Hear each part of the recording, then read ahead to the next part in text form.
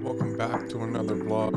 On this episode of testing, we're testing out the Digicam or Action Cam vlogging style.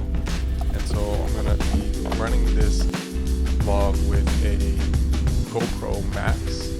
This is the 360 Max. This is kind of an older one, but we're still gonna use it and check it out and see how we like it. So on this episode of testing, we're gonna confront our fears and try to start to vlog in public.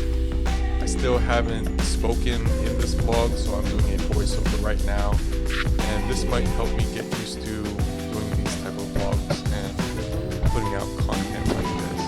But my main objective was to test out the GoPro Max, test out the way that I feel about using this GoPro Max and Action Cam in a public setting. So I took it to the grocery store. I had to buy something, so I figured this is the best way to break myself in.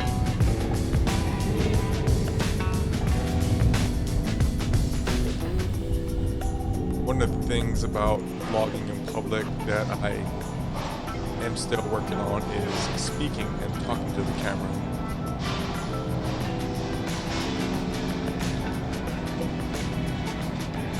Still very unnatural to me, so I'm trying my best to just to use the camera in public and document my experience.